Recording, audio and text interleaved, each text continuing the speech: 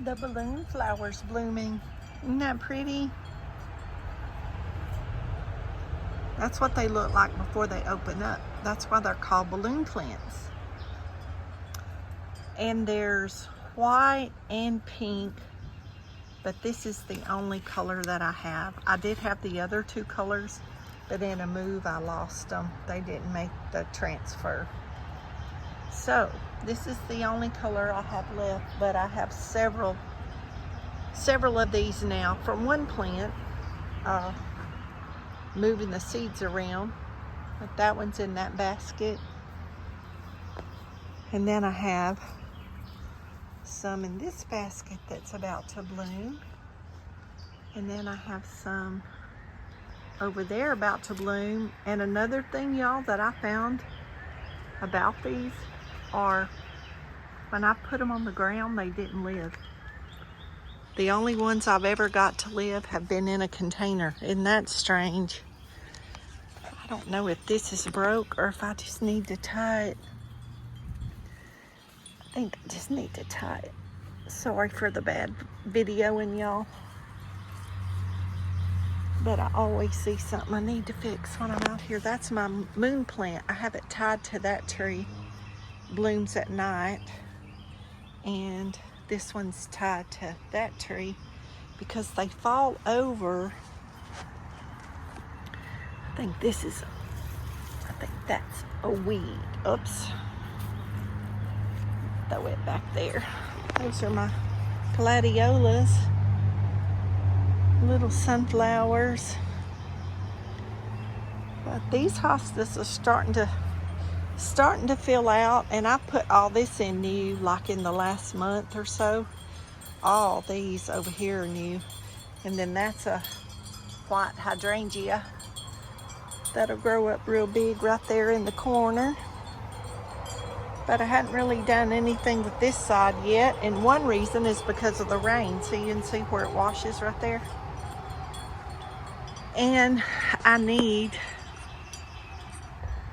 that tree to get a little bigger to shade this side of the yard, because in the summer this side of the yard gets too much sun and everything I put over here dies, burns up from the heat when we get in the hottest part of our Texas summer.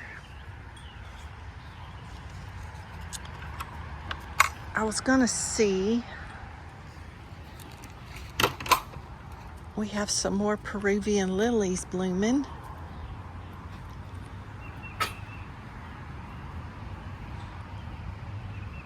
That's pretty.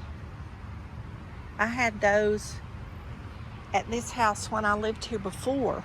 I got one bulb from a neighbor up the street, and she's passed on. She was a good bit older than myself, and she passed away. And when I moved back here, y'all, out in the chicken pen, see how these are so thick right here? There was 1 million of them. They survived 20-something years when nobody living here growed up in the underbrush back there. So Peruvian lilies are definitely for people that